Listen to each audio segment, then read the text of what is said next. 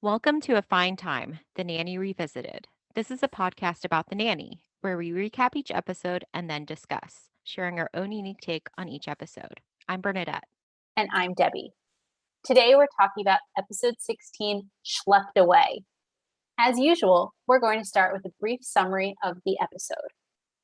In the dead of winter, the Sheffields are fed up with the snow, the cold, and the frozen pigeon on the windowsill, so they decide to take a family vacation out of town and away from each other.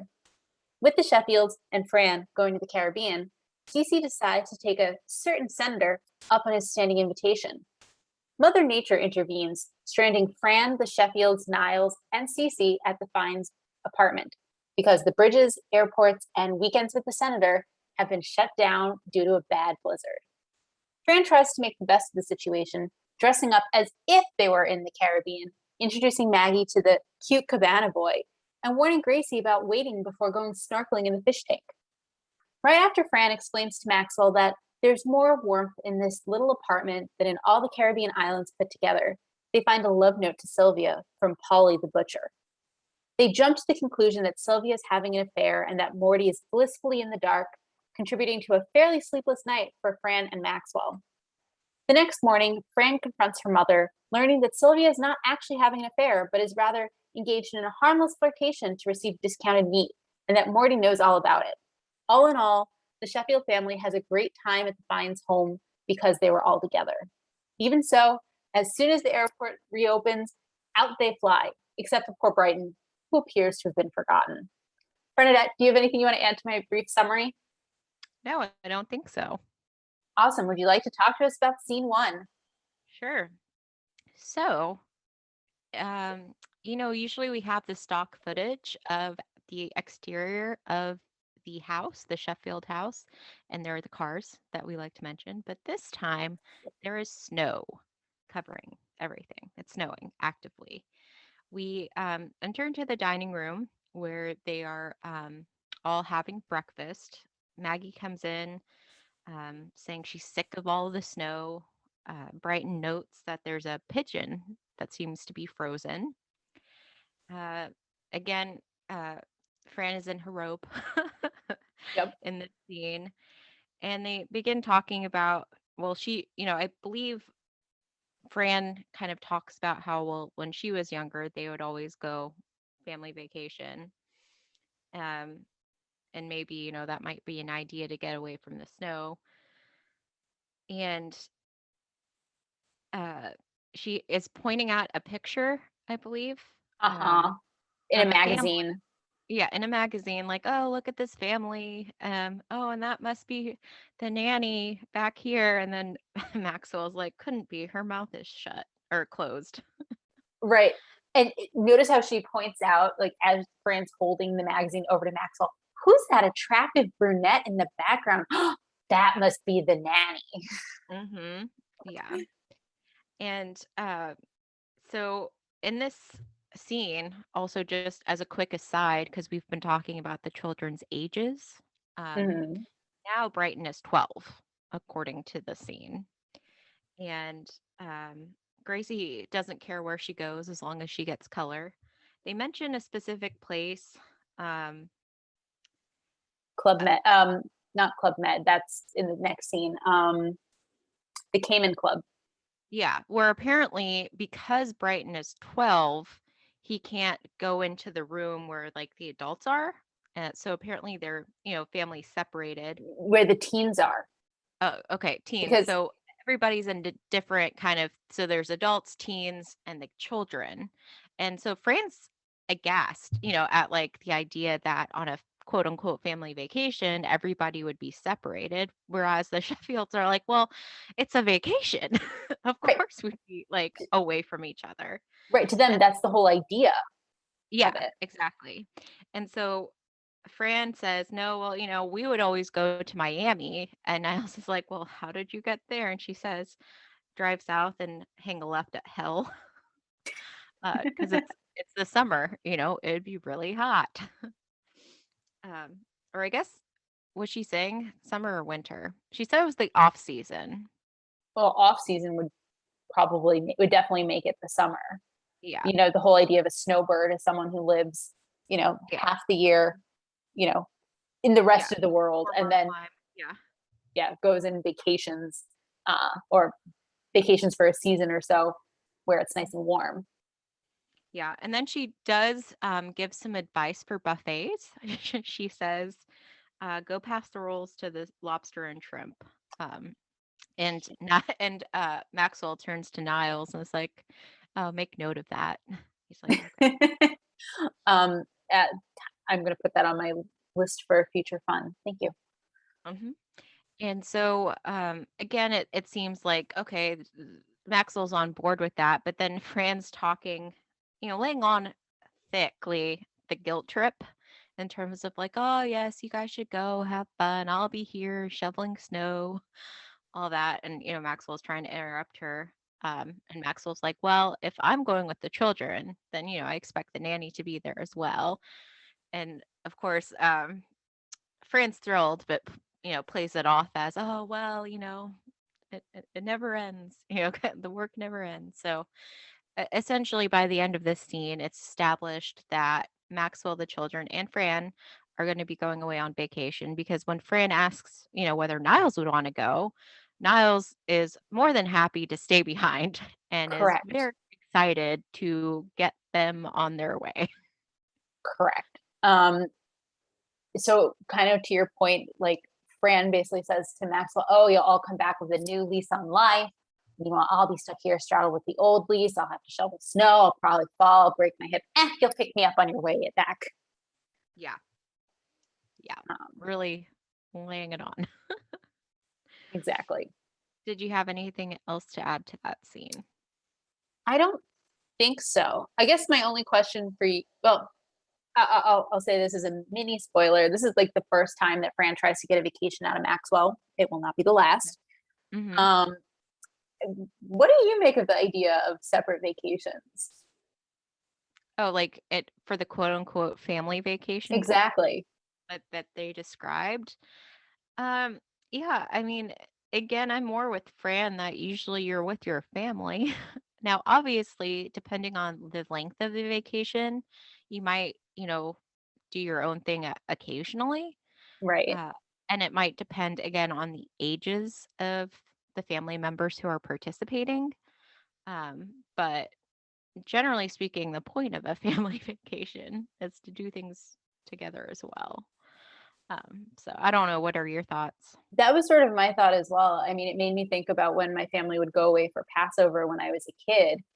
And when Maggie's talking about the teen program, and you know, this is not the only place where I've seen like there being separate programming for the kids. So like when we'd go away for Passover, which I'm going back to where I was originally going, like my parents would drop us off with the like daycare, I guess, the childcare. I don't know what to call them, the like kiddie camp, I guess. hmm And like they'd go do adult things like without us. Like they'd go to different programs or whatever. I don't know what they did because they left me and Charlie um, with the camp counselors. So, hmm and then also it, the comment about a separate dining room, like there were separate dining times for children, probably because children, at least my understanding is when children get hungry, they get cranky more so than adults do. So like it's a good Well, idea to I keep them fed. would question that. There's plenty of angry adults I've encountered. Okay, fair. I guess my thought would be like children have a harder time trying to control that. hmm So like I remember, a number of times going and eating in the children's dining room because I was hungry, and that just happened to be when the food was. Like instead of waiting another 3 hours for adult dinner, like of course I'm gonna have food at like hmm 5, making me hmm wait to eat until 9 o'clock at night. No, thank you. Um, hmm anyway, sorry, kind of went on a little tangent there. No Sorry, problem. sorry, Do you want Bernadette. to take Sorry, lovely listeners. us? No problem. Do you want to take us to the office? Sure. So as Bernadette said, we're now in the office in scene 2.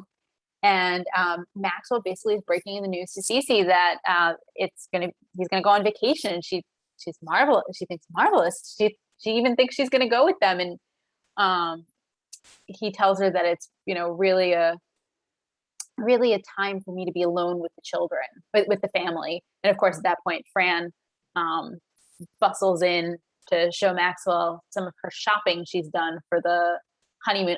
Sorry, I mean the vacation, as she puts it. Mm-hmm. And she shows this teeny tiny bathing suit, a bikini specifically.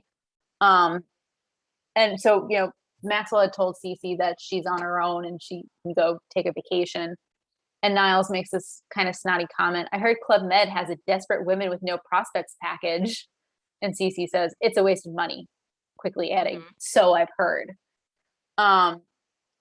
Anyway, so Cece excuses herself by basically saying, well, if you'll all excuse me, I have a life to get on with. I have a standing invitation with a certain senator. And Niles points out what some politicians won't do for a vote. Mm-hmm. So not such a nice scene. No. I mean, it's the classic dynamic between Niles and Cece, right? Niles Mhm. constantly pointing out uh, Cece's undesirability, I guess, Correct. from his perspective. The only thing I'll note, you mentioned the teeny bikini, Yes. and first Maxwell says, "Oh, that'll look great on Gracie," and Brand's like, "No, this is mine. If I'm gonna go on Gilligan's Island, I want to be Ginger." Right. What, Gracie? This is for me. Mm-hmm. Yeah. Also, because this will be a silly reference point in our future fun segment, this is not the only time that Fran wears something that looks like it would be more appropriate for Gracie. Ah. So there's an episode in season 5, which I think is titled From Flushing with Love, where Fran and Niles are competing to try to get the same weekend off from Maxwell. And Fran wins when Niles points out, she's wearing Miss Grace's skirt. And Fran turns and says, and that's how I just won. Mm-hmm. Anyway, would you like to take us to scene 3, which I believe is in the limo? Yes, we are in the limo driving in the snow. And in the limo is the Sheffield family, Fran and Cece. And then it turns out Niles is the one who's actually driving them. And essentially, Fran's like, "Oh, Niles, you didn't have to drive us to the airport." And essentially, he's saying, "Well, I wanted to make sure you got there as soon as possible." Like he is eager for And what did them. he say? He says something like, I would have carried you myself if it had come to it, or Yeah, something like yeah, that. yeah. He's very enthusiastic. And when we first get in the scene, Maxwell and Cece are sitting in the back seat, so they're facing forward. The children, well, Maggie and Brighton are sitting on the sideways, the long. I can't describe it very well. And then Fran and Gracie, I think, are sitting to the seat that faces backwards. Yep.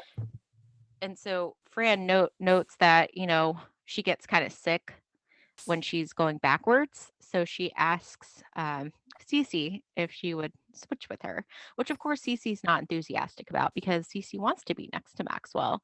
Who And wouldn't? yeah, and Cece's like, "Well, is it really necessary?" And Fran responds, "Well, have you seen the pea soup scene in The Exorcist?" Yep. And that's when Cece agrees to switch spots with her. And of course, though, Fran kind of gets in a little snotty remark, a little swipe at Cece as they're exchanging seats because she's like, "Oh, is that a run in your pantyhose? Oh, it's just a spider vein." Yep. I noted that as well. Yeah. And so Maggie I believe she's looking through a magazine that says Bermuda on it, which is, I'm Mm-hmm. assuming, their destination. She's very excited. But it turns out, with the weather, the traffic's really terrible. Fran pipes up, "I know a shortcut," which Maxwell's like, "No." And Fran's like, "Oh, Maxwell's like, "We got to stay on the expressway." And Fran's like, "Well, that's what my dad said." And then we missed, was it Liza Minnelli or someone else? Liza, yeah, we got there. We listened to my dad said to whatever to follow what Maxwell was saying, and we did, and we were so late. We were going to a concert with Liza, and we were so late that we got back for her second rendition of New York. Don't you mean New York, New York? That's how late we were. Yeah. So yeah, she didn't say the last name, but I assumed it was Minnelli. That was my assumption too. Yeah. So this, I don't know if you counted this as a separate scene because we kind of pull back and we see that it's snowing heavily and we're back in the limo. So if you don't mind, I'll cover Go that as for well. it. It's really quick. Essentially, Cece goes, "Are we there yet?" And Fran's like, "I told you to go before we left." Well, I didn't have to go then. So it's the classic like child needing to go to the bathroom in a Yep. car.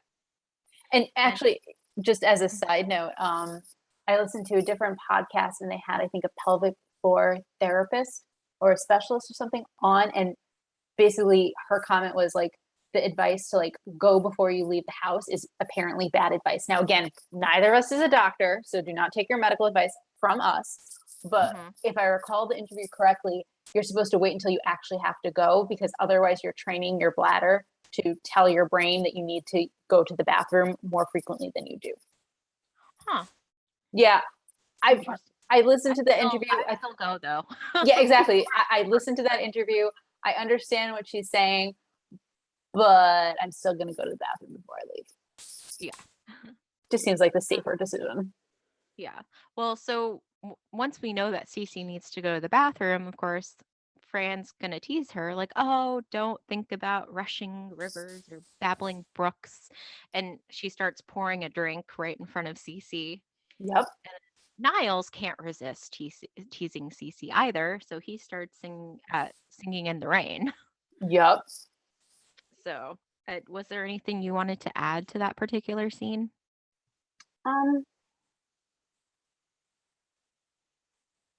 Oh yes, I do. We're gonna decide to stop at Fran's. Did they say that? No, that was what I was going to add. So, you know, Fran, they I guess they take Fran's advice, and Maxwell comments, "We've seen that same derelict 3 times." And she says, "Okay, well, we'll go to my mother's. From there, I can find my way anywhere." And Maxwell's like, "Well, couldn't you just pretend that you've just left your mother's? You're picking me up here." So, and she says, "Forget it. If you're taking me away for the weekend, the least you can do is pick me up. What kind of girl do you think I am?" Mm-hmm. And so, anyway, that's how we now end up going to the Fine family home. Mm-hmm. So, I guess if you have nothing else, I'll pick up there. Yeah, go for it. So they arrive at the Fine family home, and the first thing basically out of Cece's mouth is, "Where's your bathroom?" And she's given directions, and she's told, the glade's under the sink. And Brighton then asks, where's your other bathroom? Because he just assumes there's a second bathroom in their home.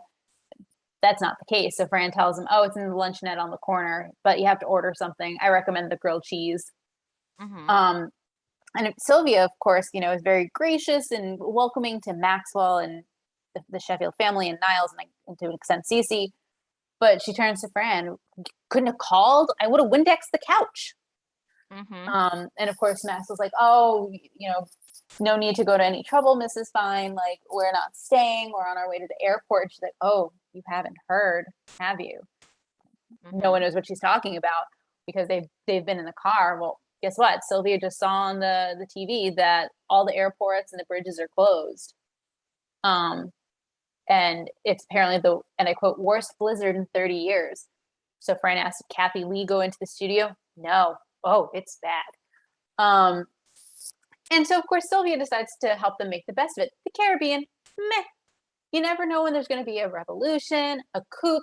You'll stay here where you're nice and safe, as she then goes and locks multiple locks on the door. Mm-hmm. The Sheffield family has realized that their Caribbean vacation is kind of out the window. Cece comes in, she's peed, she's refreshed, she's ready to go. And Niles wants to be the one, "Oh, please let me be the one to tell Miss Babcock." "Tell me what?" "The bridges, airports, and weekends with the senator have been shut down due to the blizzard." And she thinks he's kidding. She laughs. She's like, "Okay, let's go. Come on. Oh, you're all in on it." And then she realizes they're not all in on it. And it's true. And so Fran tries to make her feel better. "It won't be so bad. Ma's going to boil a tongue." Mm-hmm. Yeah. Do you have anything you want to add to that? Well, just I think just for emphasis when Cece's like, huh, she grabs Gracie and goes, "Tell me he's joking," like desperate. Hmm. So like I just noted to myself, there seems to be a lot of like physical comedy with Gracie. Yes. We've just seen over over the episodes. Hmm. But yeah, so they're gonna be at the Fine household for the foreseeable future. Yes, they are. Would you like to talk to us about their Hmm. their forced vacation in Flushing? Yes, so we see them all on the couches, and they all have TV trays, and they're watching Wheel of Fortune. And again, they have like matching glasses, and like they have all their meals in front of them. Um, I think, they're talking about Merv Griffin, who's a giant in the industry. Sylvia says his weight goes up and down. Yep. Um, Fran is the only one like not there at the moment because she soon comes out in a very vacationy outfit, like a bikini top, but like is it sarong? Yeah, it's like a skirt that ties. Yes. Yes. And so she's just trying to say, hey, it's a vacation, like trying to get people in the mood to enjoy themselves. And Cece, of course, wants a refund. Of course Cece's, she does. Cece's not on board with this vacation. And Mm-mm. so, again, my note is a little messy. So there's something about the senator, some Yes. kind of Okay. So, as I mentioned in the last scene, Fran, in a not so consoling way, points out to the family, like, it's not so bad. Ma's going to boil a tongue. Well, guess what? Ma did boil a tongue, and that's what hmm people have on their plates. hmm And Cece says to, sorry, Sylvia says to Oh, Cece, Miss Babcock, you've hardly touched your tongue. uh-huh. Actually, and Cece responds, actually, I'm on a no tongue diet. And Niles chimes in, the senator will be so disappointed. Yes. Yeah. That raised my recollection with that. Meanwhile, Gracie likes the tongue. And Uh so huh. immediately when she says that, everybody else offers their portion to her. But she looks like happy, like she's smiling. She likes Uh, it. yeah, she does. And then so they're gonna do some cocktails since, vacation, but there's only red or purple Yeah. available. Do you know what type of wine purple wine is? No. Okay. I I Do don't you? know either. No, Okay. I think it might be blueberry wine. Mm, But the only reason I'm guessing that is because of something on an episode in season 5. hmm Well, and then I think Maxwell, well, okay, first Cece's disappointed because, that's not the kind of stuff that usually, she would drink. They have Mm-mm. Baileys as well that Maxwell says, oh, that can be dessert. And Sylvia's like, no, dessert's going to be Jello 1, 2, 3.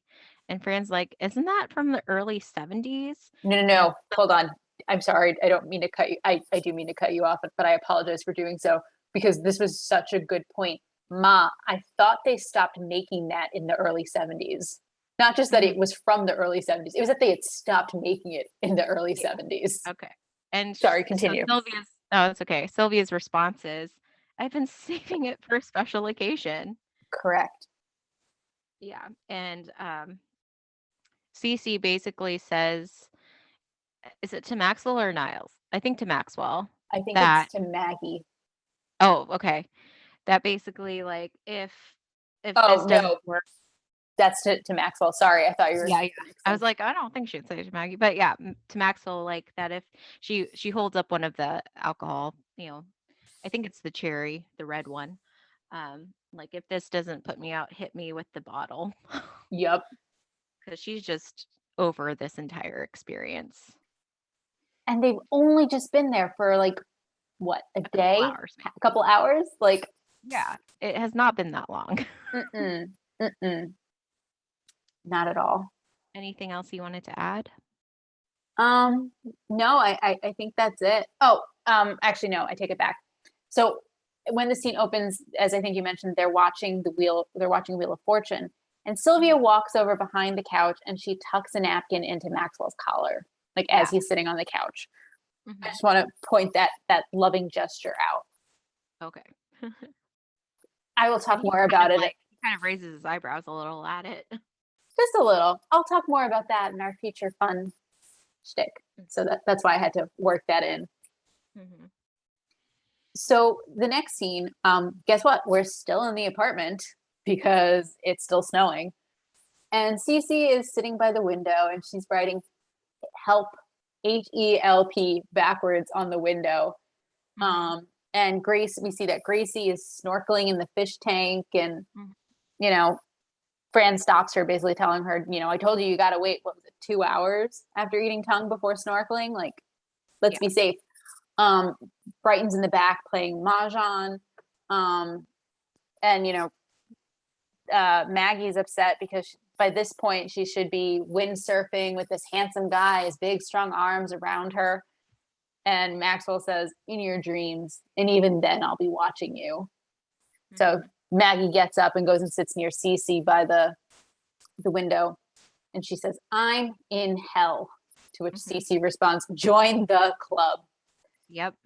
And, you know, at this point, there's, I think it's at this point, there's the doorbell rings.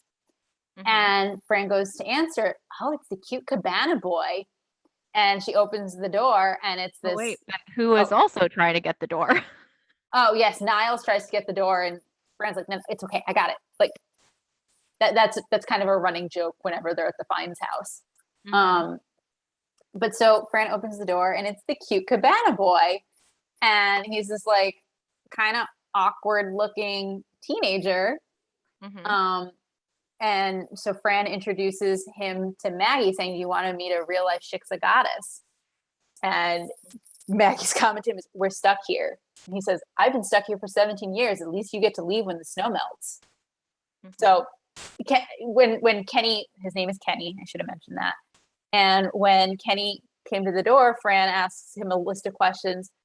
Hi, Kenny, how you doing? What's new? What do you need? Like, how are your parents and what do you need? And he answers all of them in the same order, like I'm fine, like they're fine. I need fabric softener, etc. So he was going to go to the laundrette, and Maggie goes with him because she's somewhat taken by him. And Cece basically is like, "This is an iffy neighborhood. He could be a member of the gang. What gang? The Oys in the Hood?" Like, and so Fran tries to give him some credibility by pointing out that Kenny's father invented the plastic thingy at the end of shoelaces. Ah, the plastic thingy heir. Where have you been hiding him? Says Maxwell. You want to add anything to that scene? Yeah, not particularly, because I'm assuming you kind of thought the next scene was a separate scene. I did, yes. Okay. The one thing I'll mention is that the little plastic thingy at the end of a shoelace is called an aglet. Oh. So. Okay. So I will just briefly comment before we go to the next scene. Again, they're pairing Maggie up, who is 14 as to the last time they said her age. So 14 or 15 with another 17-year-old, which I'm like, why? Why can't you just find a guy for her that's the same age as her? Well, in this case, he's the only one who's around. I know, right. But I mean, in terms of the writers. Yeah. Okay. You know. Anyway, so we next have Maxwell and Fran going for a scenic tour in the kitchen because, again, they're in a small apartment and he's kind of done being in the living room. Sylvia asks that, you know, Fran pull out the chicken. The capon, yeah. And so Maxwell and Fran are in the kitchen. Maxwell's talking about, oh, it's so nice that Fran's parents are so welcoming, and Fran's like, yeah, there's more warmth here than all of the Caribbean. She notes, you know, she pulls out the chicken, she finds a piece of paper, and she kind of makes a joke, oh, a fortune chicken. Yep. And it's between the heart and the giblets. Giblets, yeah. And she at first thinks that, oh, how romantic. She thinks it's her dad writing to her mom. Mm-hmm. Because, of course, if Fran wasn't there, it would be Sylvia pulling out the chicken. And it Correct. starts, my darling, my passion for you. And I didn't get everything. And at first, Fran's reading this, like, aw. And then she she gets to the end of the note, Paul Zabinski? Or, Paul Zelaznik. sorry, Zelaznik. It's fine. But, what's interesting is that I think the note says, "My darling, my passion for you lives forever. Yours forever, Paul Zelaznik." But what's funny about it is that, Fran starts reading it, but then she can't make it out, so she hands it over to Maxwell. Oh, yes, that's true. And so, of course, when she reads that name, the name that is not her father's name, she freaks No, out. understandably. I mean, let's point out her father's name is Morty, Mhm. so Yes. which we know already. And presumably last name Fine. Last name is Fine, correct. Yeah. So it's kind of an earth-shattering, revelation. Yeah, so she's like, "Is my mother having an affair?" And meanwhile, Sylvia calls out like she's on her way, and Fran freaks out and like chucks the chicken. Right, they're playing hot potato with it. Yes, with the chicken. They're passing it back and forth because Sylvia has changed her mind. She no longer wants to do chicken. She's like, "You can put that away. I'm going to make spaghetti. Make sure the ketchup." Right, make sure Like, there's enough ketchup. yes, which was interesting. Yeah, Um, it's not exactly what I think of when I think of spaghetti. no, no, not at all. Um, Now, did you count the next part as a separate scene? It's kind of Uh, difficult with this episode just because it all takes place in the apartment. Um, if you're but referring to when Niles comes out wearing a specific shirt, yes. okay, I okay, do have one other thing I will add okay. to the scene specifically in the kitchen.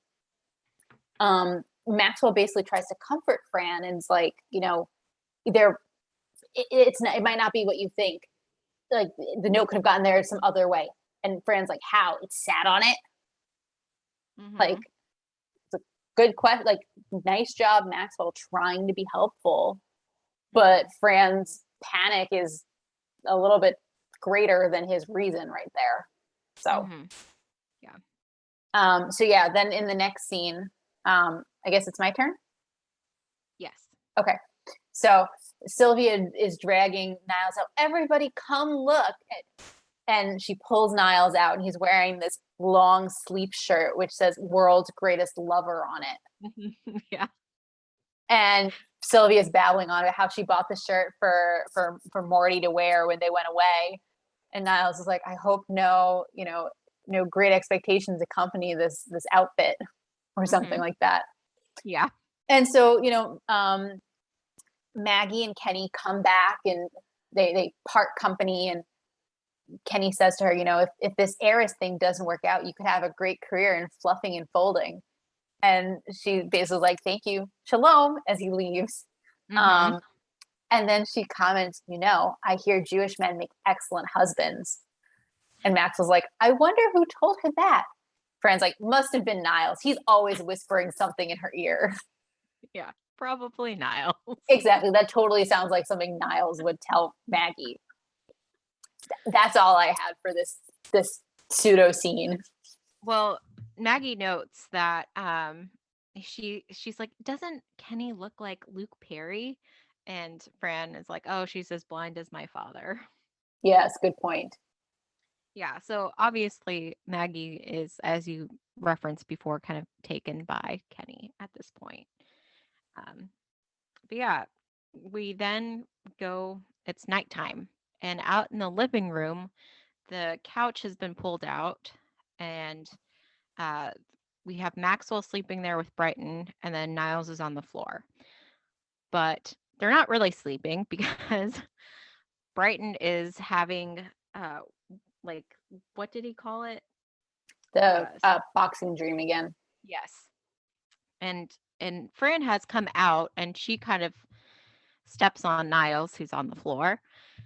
And Maxwell, of course, then is up as well because he's been kicked and hit by Brighton. And eventually, Fran's just like, okay, Brighton, go just sleep with your sisters. And, or who says that? Is that Maxwell or Fran Fran? tells him. Okay, Yeah, because then someone notes, but Cece's in there. And then Niles probably is the one saying Cece is used to getting kicked out of bed. correct. Um, and then Maxwell gets up because he's not sleeping anyway, and he follows Fran to the kitchen. Of course, Niles gets stepped on again. Yeah. And so where does Niles go? Yep. So he gets onto the pull-out couch, which Correct. become the pull-out bed, which we'll see where that ends up. But Yes. Ma- Maxwell and Fran are then in the kitchen, and it turns out it's 3 a.m. I don't know if you counted it as a different scene or not, but it's pretty quick. So I'll just continue if that's Go okay. for it. Yeah. So they're in the kitchen 3 a.m. Fran is still just freaked out about the whole idea of Sylvia having an affair. Correct. And Maxwell's again trying to like reassure her and kind of reminds her like, didn't you say that it's, your mom who warms this place up? And she's like, Fran's like, well, I didn't she shouldn't have to warm up half of Queen. So again, she's kind of exaggerating the situation as well, implying that sleeping with half of Queens. Mm-hmm. And I'll let you take over unless you have anything to add to that because we get a fun little thing next. I'll take over with the fun thing because I have that under the same in the same scene. Okay. Even though, yeah, I basically put like scene 9, nighttime, because it jumps back and forth so much. Mm-hmm. So as Bernadette pointed out, with Maxwell vacating the sofa bed, Niles took it over. Well, Cece comes in thinking that it's Maxwell in the bed, and she lies down and says, Brighton insisted we switch places. And she like reaches her arm around him.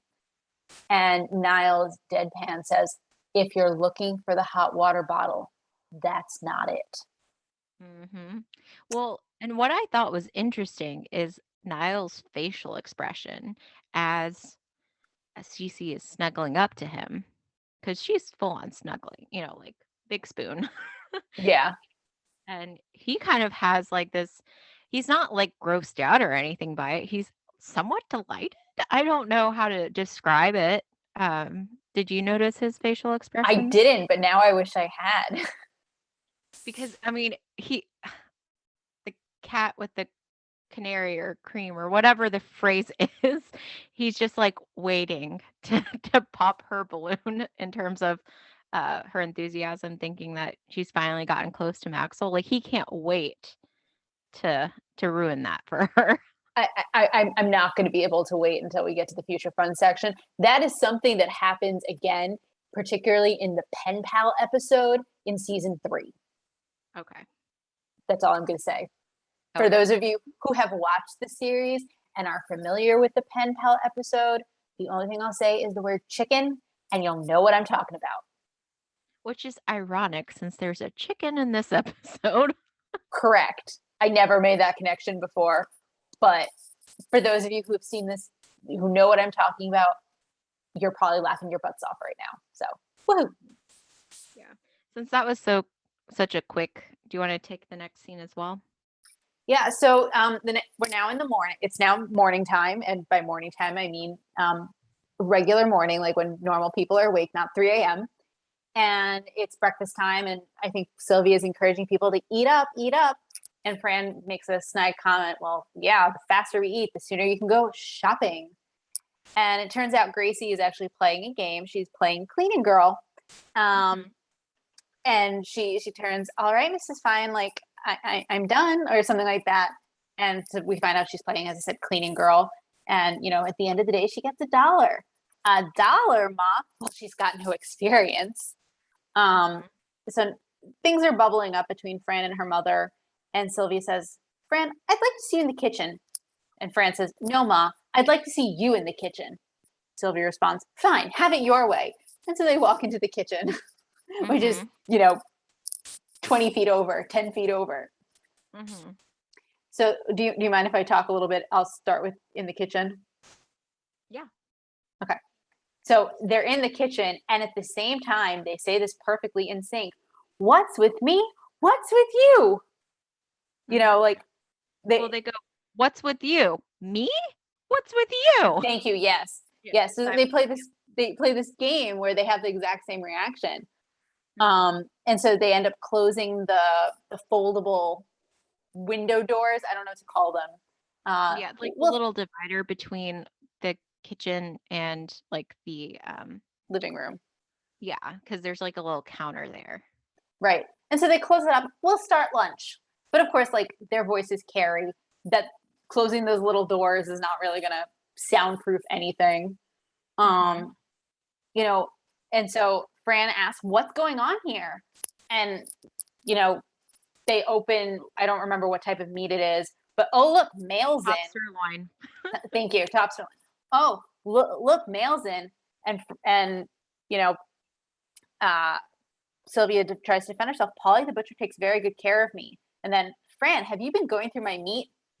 And so Sylvia basically, they have this conversation where Sylvia says, "Look, Fran, you're blowing it all out of proportion. All we do, it's just a little innocent flirting. He winks at me and I tell him what a nice rump he has today and I get a roast half price." And, so Fran finds out it's not as bad as she thought. And her parents still love each other. And Sylvia says, sometimes he comes down and watches Polly give me the meat. And Sylvia makes this really poignant point. You can make fun because you're still young. You're still turning heads. For me, not so much anymore. But when Paul Zelaznik looks at me with his one good eye, I feel young again too.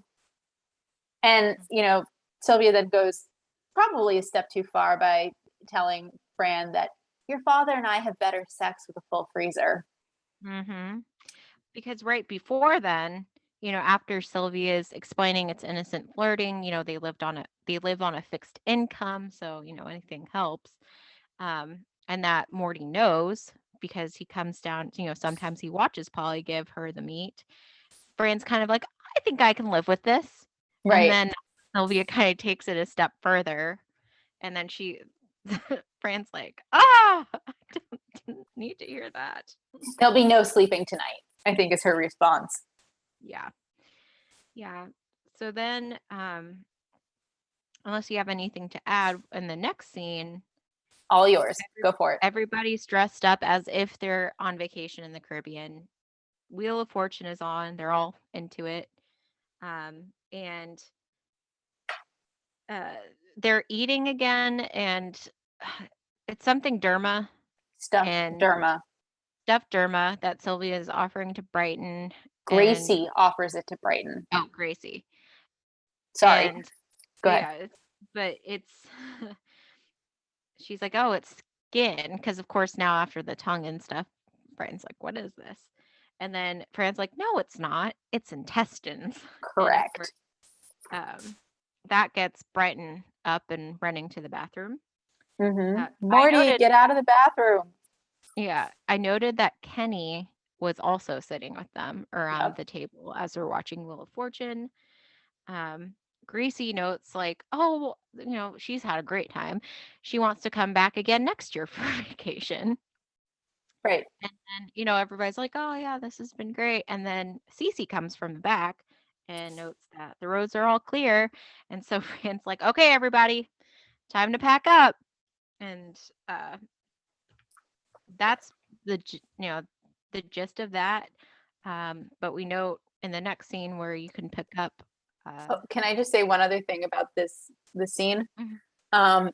So you noted that Kenny is there, and Kenny is talking to Maggie, and he says, "I thought after med school I'd go into comedy. A big joke on my parents." I thought that was amusing. Like, it would be quite a joke. Yeah. So in the last scene, everyone's gone except for Brighton, who's still stuck there, and he's offered more tongue. Ah! Is his response. Well, first we see the limo driving in the snow and Oh, right. everybody singing a song. And then someone's like, oh, where's Brighton? And then we turn back to the apartment where Brighton's all alone.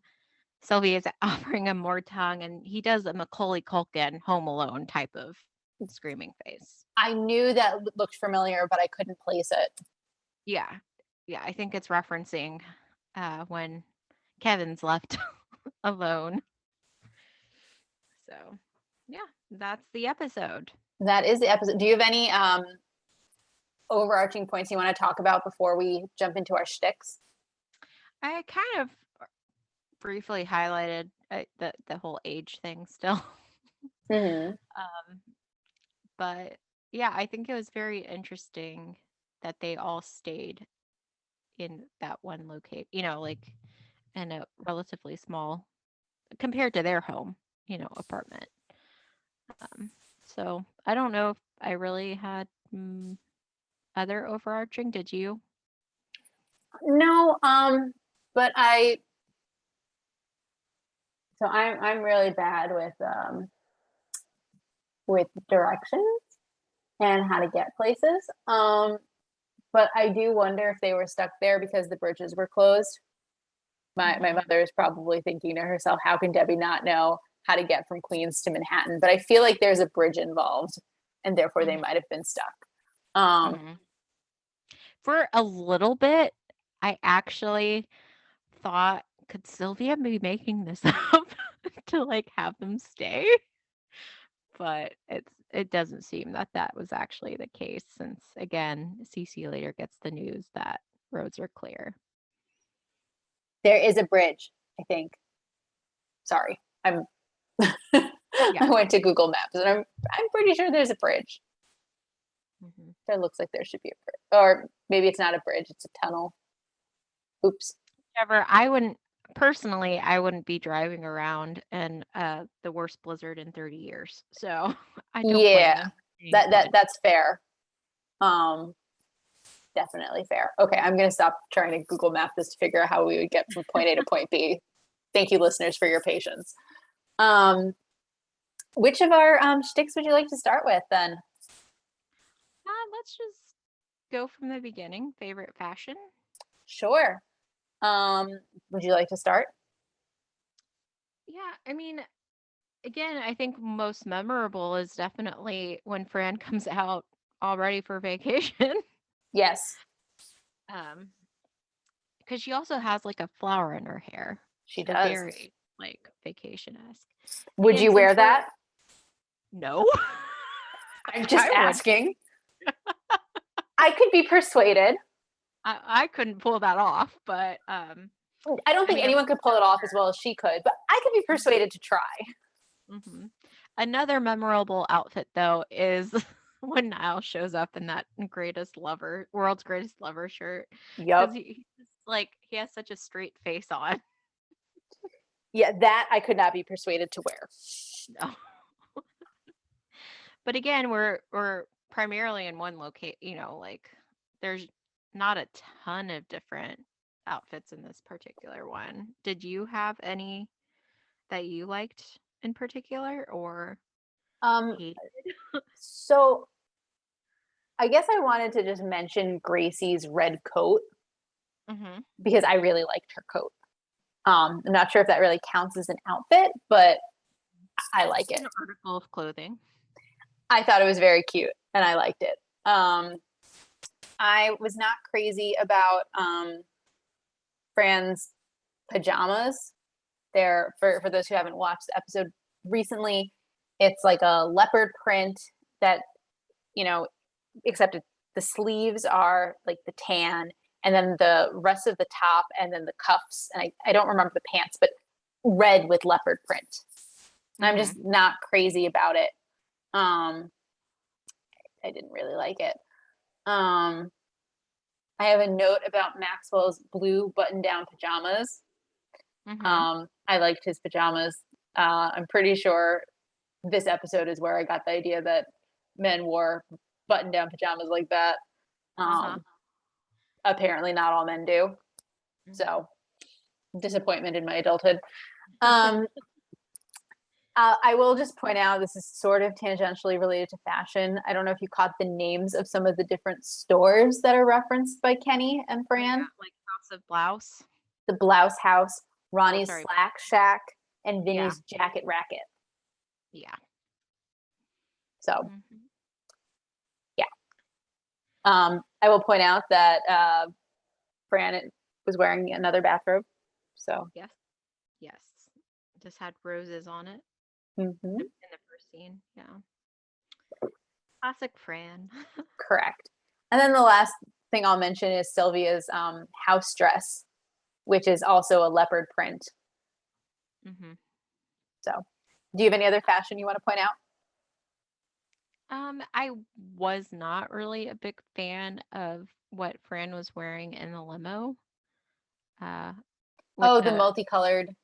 like bright striped blazer.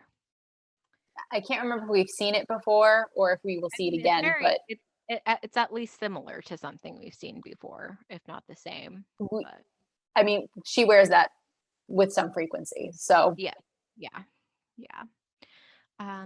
Are you ready for some notable New Yorkers? sure. Would you like to start? Sure. So we've mentioned already Gilligan's Island, specifically, Fran talks about Ginger.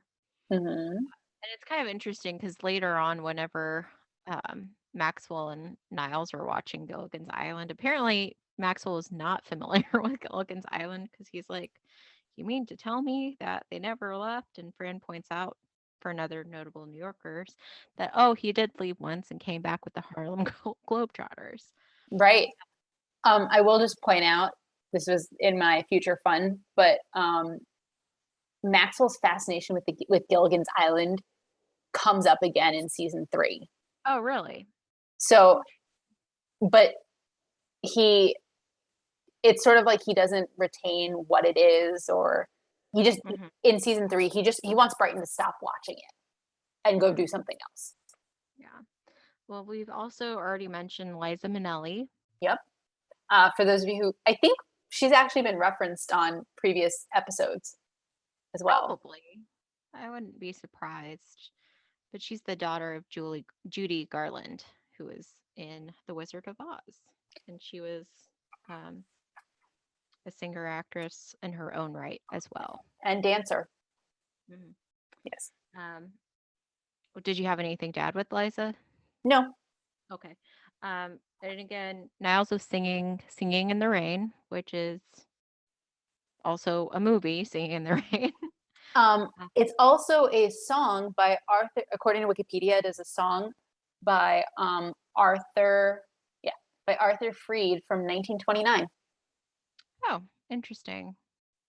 But I'm pretty sure he was probably singing the Singing in the Rain version from the movie, unless that other one's the same song. I don't know. Um, Go Now, ahead. this is a total aside that is not actually a reference, but just something I thought of when Sylvia, is kind of chiding Fran for not telling her that they were coming because she would have Windexed the couch. The whole Windex thing makes me think of My Big Fat Greek Wedding. Have you seen it? I have not, so I'm Okay. sorry. There's a running shtick with the father in that, always using Windex for everything. So that's just an aside and obviously not a reference because My Big Fat Greek Wedding came out after this. But I will anyway, just oh, go on ahead. on that note, just before you jump off from the couch, as you probably recall in episode 1, after Fran was fired, Maxwell goes to her parents' house to, I guess, offer her her job back, right? And he makes a comment, your couch has, plastic on it. Yeah, they're preserving it for the afterlife, is her comment. Um, Mhm. but in, I want to say season 4, there's an episode where the Fines take the plastic slip covers off, and they regret it. They regret it. There's also a reference to Kathy Lee. Yep. Who is a French-born American television presenter, according to Oh, I didn't Wikipedia. know she was French born. According to Wikipedia. Wheel of Fortune. Yep. Um, Merv Griffin. Yep. Who is an American television show host and media mogul, also according to Wikipedia. Mm-hmm. Okay, so was it really called Jello 123, the one that was stopped in the early 70s? That I actually did not search for as a reference. Well, because I was just like, obviously I know Jello, but Yeah. she, I think, called it Jello 123, right? Yes, she did. Okay. So according to Wikipedia, Jello 123 was a Jello gelatin product produced in 1969 and discontinued in 1996. And interestingly enough, Huh. yeah, so that's interesting. But even more interesting is literally the article. There's like another sentence about the product, and then there's a reference, there's a heading in popular culture.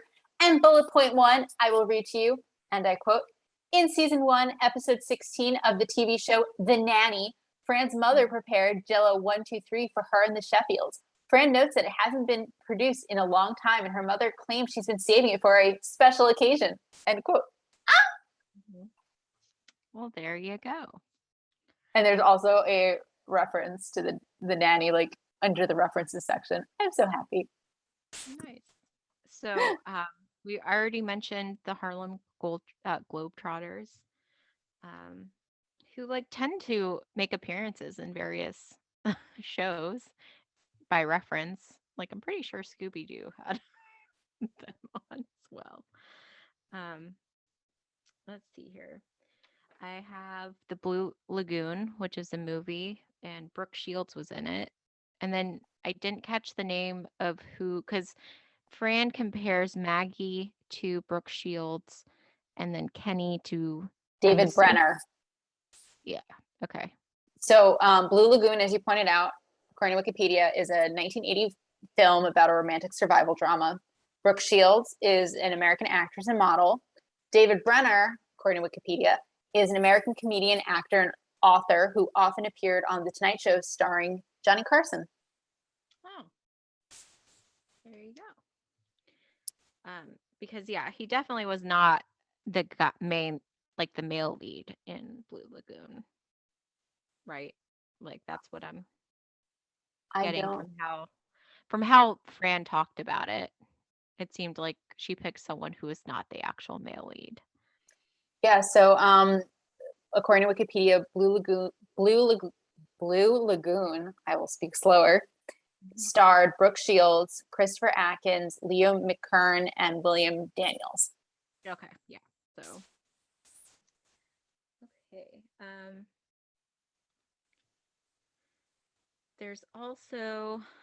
There was a Jerry that I couldn't catch the last name. Did you? Jerry Vale. Vale? Vale. He was, yes, Vale.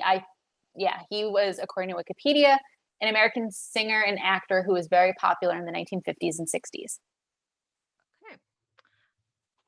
And While you're searching your notes, you previously mentioned The Exorcist, yes, which was a 1973 horror film, according to Wikipedia. You guys are sensing a theme as to where I did all my research for this week's show. Yeah, and then the whole reference to Home Alone, Macaulay Culkin. Mm-hmm. At the end. But did you have anything in addition? I did. Vanna, they reference Vanna as in Vanna White when they're talking about the episode of Wheel of Fortune, because Fran shouts, "What's Vanna wearing?" and Sylvia describes the outfit. Oh, that's a repeat. So that's Vanna White. She was an American television personality who is known for her role on the Wheel of Fortune. I will mention that Kenny, when he comes in, is wearing a shirt for Queens College, which is a college in Queens. It does actually exist.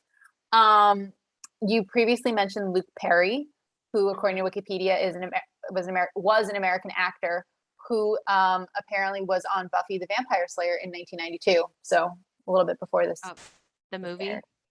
I thought it was the He was also show on Beverly Hills 90210. Yes, he was. According to Wikipedia, he also guest starred on The Simpsons, Will and Grace, Law and Order, SVU. Oh, you're right. It was Buffy the Vampire Slayer, the film. Mm-hmm. Yeah. Because the TV show came out a bit later. Oh, I didn't connect that. Mm-hmm. So yeah. I had two more. Okay. There's a reference to, I think it's in the kitchen scene. Fran makes a comment about how this is a really bad Geraldo, and that is a reference to the television show Geraldo, which was on from 1987 to 1998, and it was hosted by Geraldo Rivera, who's an American journalist, author, attorney, political commentator, and he, as I said, he hosted that show. Mm-hmm. That was also from Wikipedia. And then finally, the last thing I'll add is when they're in the car, they're singing "Won't You Take Me on a Sea Cruise," which I think is a reference to the song "Sea Cruise" by John Fogerty. Oh, okay. And that's based on lyricsjunk.com. So Okay. that's all I had for notable New Yorkers. Yeah, I think we've got them all. That And if we didn't, Oh, please tell us, okay. delightful Oh, listeners. speaking of that, one of our wonderful listeners did bring up that last week when we brought up Monty Hall, we didn't mention the Monty Hall problem. Are you familiar with that? It sounds familiar, but why don't you tell us about it? Well, because I believe you told us Monty Hall was a game show host. So the Monty Hall problem is it's a math problem, to just simplify this, where if you have three doors and there's a prize behind one of the doors, and then they reveal one door is not it, do you keep your original answer or do you change it? And the answer is you should change it. Why? Debbie, don't do this to me. Oh, I'm sorry. Basically, what it comes down to is that statistically, it's better to change your answer just with how it is. I don't want to go too much into it. I took liberal arts math in college, and that's where I learned about this. Oh, you know more than I do, because I have clearly had no idea. Mm-hmm. But basically, because it doesn't, okay.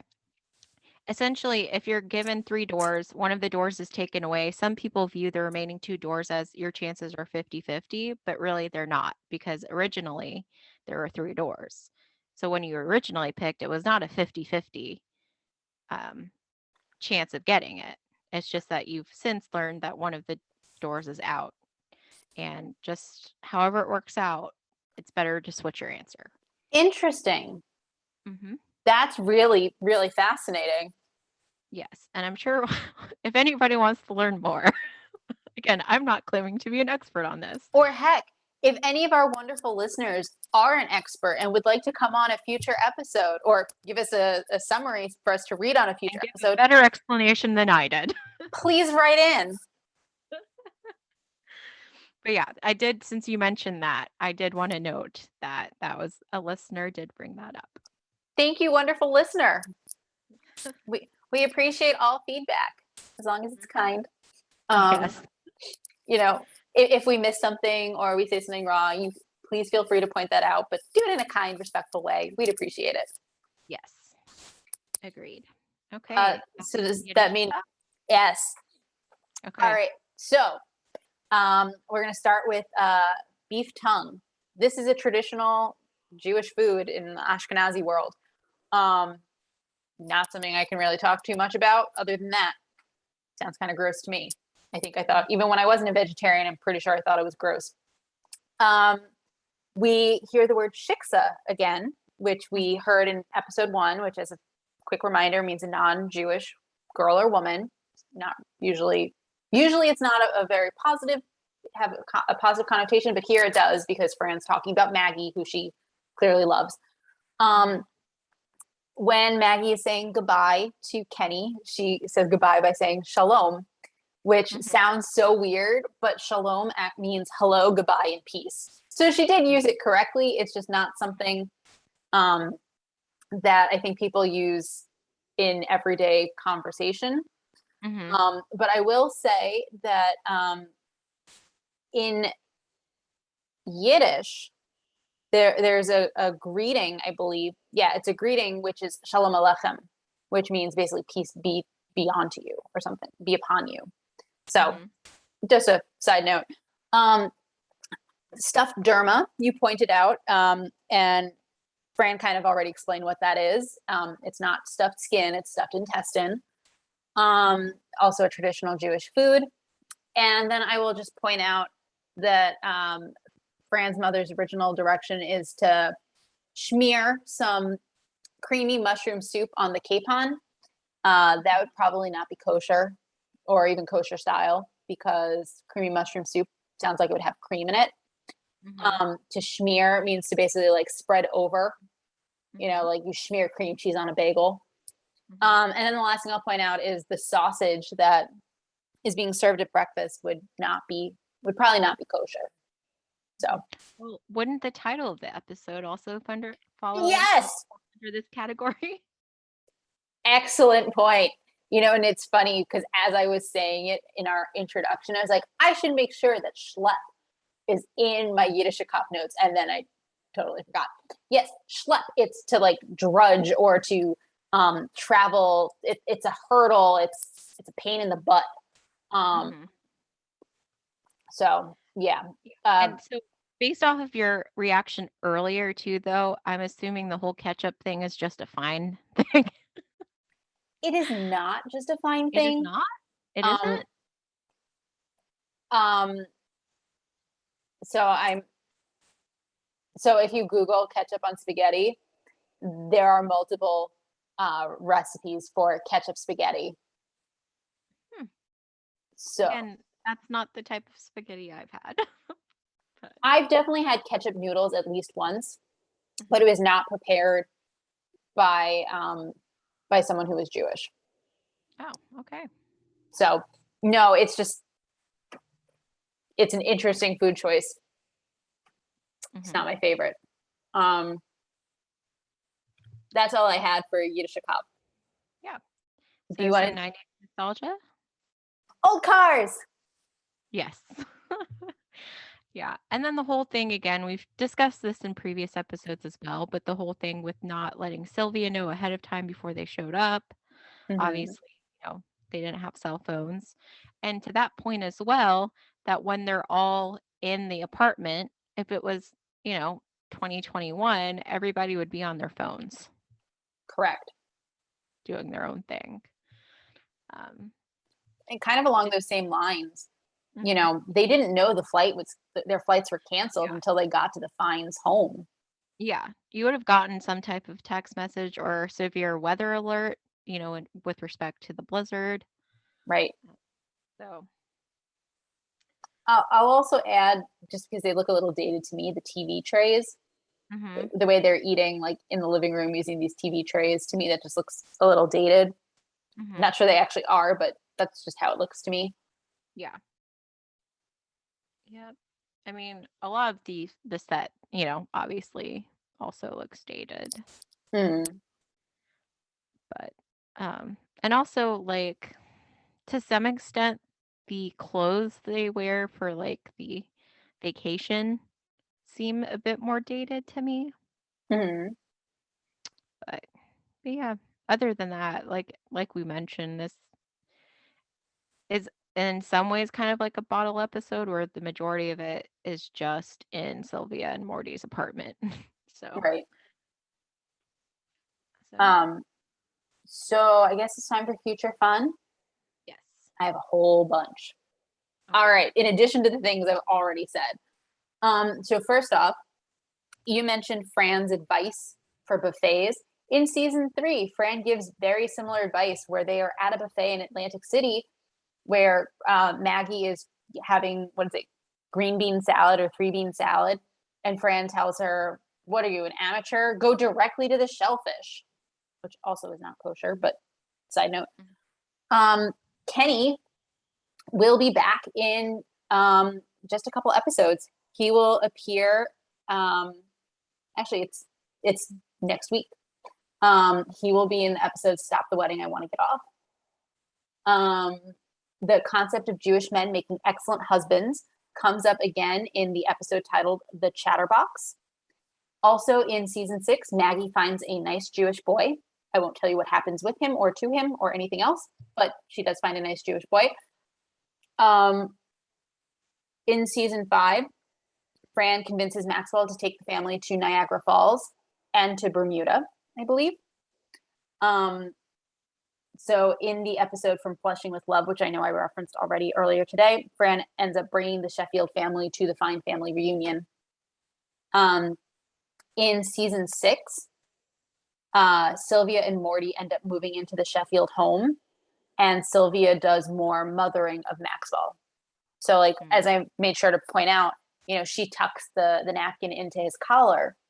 In this episode that I'm thinking of in season 6, she really does, pamper him because he didn't have that type of relationship with his mother. We'll meet his mother in season 3, and she skips out on important points of his life.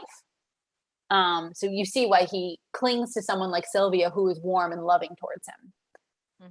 I already mentioned Maxwell's fascination with Gilligan's Island, and how he wants Brighton to stop watching the marathon in season 3. So I think that's it. We have a lot of fun things to come. I guess it's time for us to rate the episode. I think it's your turn. Yes, it is my turn to go first. As a reminder to our wonderful listeners, we rate each episode from 1 to 5 lipsticks. Go ahead. I think I'm giving this a 4. Why? Why? Because there's some great moments in there, like the whole Niles and Cece. The water bottle exchange. Yes. And there's some interesting exchanges and stuff, but I'm also, as I mentioned, not too keen on the whole Kenny thing and the constant references to weight and all that kind of stuff. So yeah. What about you? I'm also going to give it a 4. Hey, that's 2 weeks in a row. It is 2 weeks in a row. I like this episode. I don't find the Kenny thing as problematic as you do, because it's only a couple years difference. If he was like 27, yeah, I'd be with you, but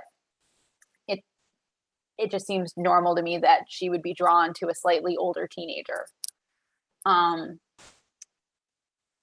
I like that the Sheffield family learns that, it is okay and it is fun to have a vacation and spend time together. Like, I like them growing as a family.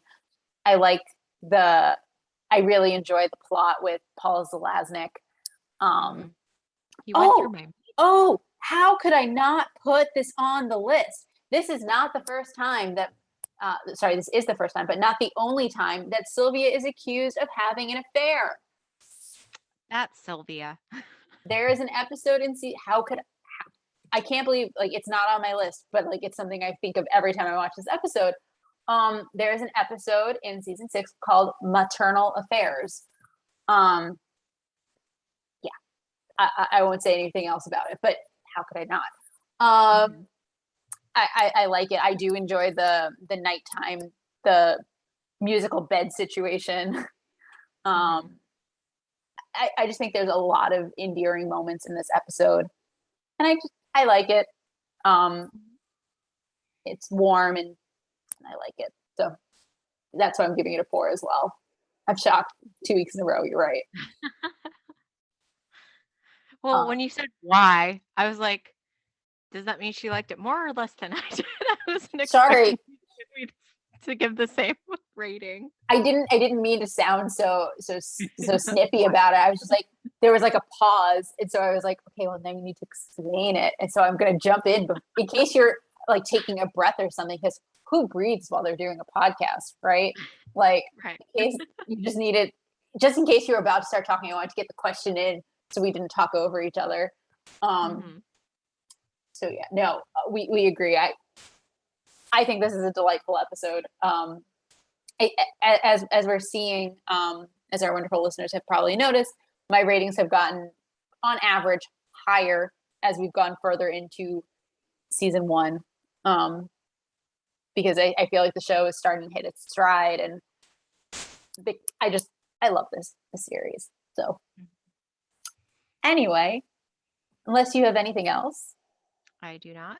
All right. Well, that's all we have for you today. We hope you had a fine time with us as we revisited The Nanny. Join us next week when we'll be discussing episode 17, Stop the Wedding, I Want to Get Off. If you would like to reach us on social media, you can find us on Twitter at Nanny Revisited. You can also send us email at afinetimenannyrevisited@gmail.com. Have a great week.